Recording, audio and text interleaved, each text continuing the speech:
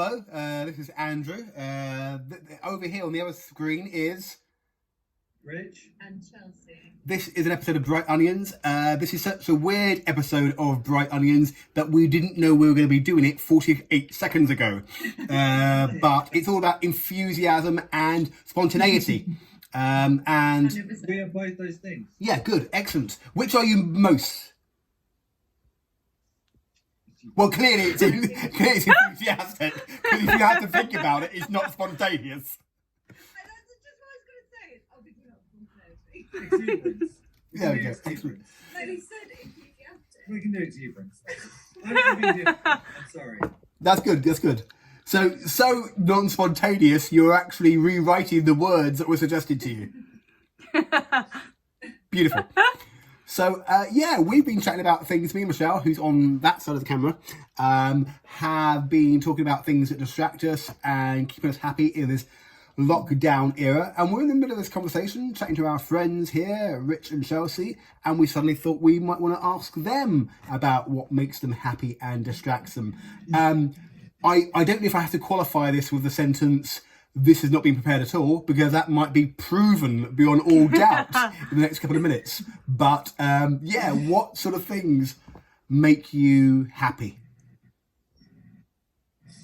I mean, I've always really enjoyed some cultural history stuff. So on YouTube, someone has uploaded loads of Britain on Film, which was a series film in the 60s about 60s cultural life, everyday life for lots of different types of classes and different people in England. And that's all on YouTube. And there's ones about women, which is really interesting to watch as a feminist, how much feminine times have fucking changed. Mm-hmm. Sorry, I just swore, probably shouldn't. Times have really changed. And there's ones about fashion, there's ones about play, there's ones about how Britain was in the Empire because it's from the early 60s. There's ones about all parts of life of living in Great Britain in the 60s, and they're all half an hour episodes, and I've found them super interesting. Yeah, that's has rinsed them a little bit. I've watched them a lot. Yeah, and they're on YouTube, and what's it They called? are on YouTube. So if you search Britain on Film or Look at Life, you can find them. They were a BBC documentary that was released. Yeah. Not that I know about it. I think maybe about 8 years ago. Yeah. For the first time, but they were all filmed in the very early 60s. And a lot of them, I think, correct me if I'm wrong about this, but I think they were all initially shown before movies and movie feature films at cinemas in the 1940s to 60s. So No, they're they were 60s. Yeah. a lot of them will be late Pathé news footage things. Exactly. Yeah. Yeah. And then there's some also- very scathing footage about 60s swinging London that's very, very scathing, but very brilliant if you're interested in design history and stuff. Oh, I think I've seen one in particular, which was about beauty contests on holiday camps and terrifying footage of the judges trying to go for a kiss of the contestants. Whoa! Oh, it's genuinely horrifying.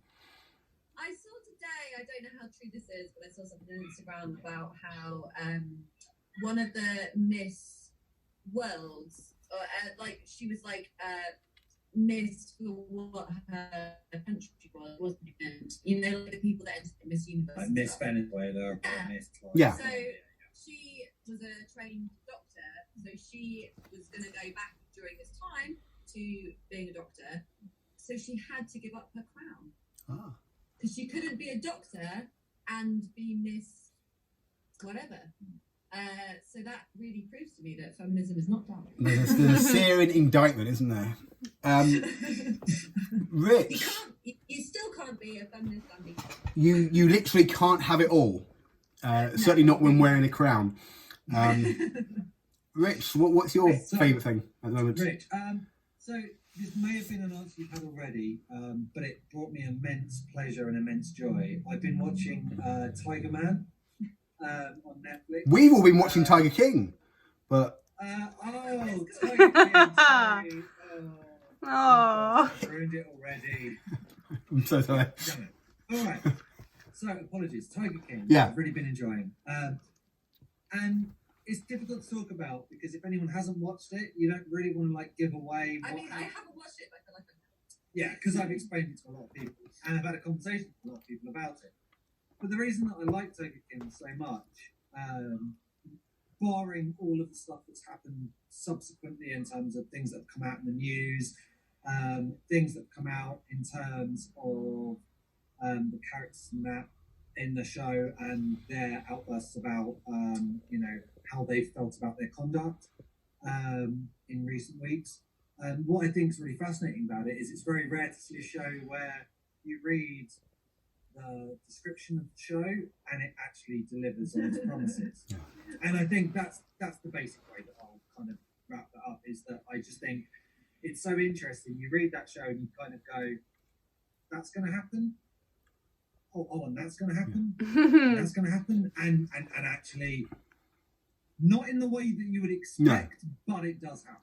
It's definitely a television program that you can take full advantage of Netflix's rewind feature, because you have to go, was that what actually was said? Hang on, let me check.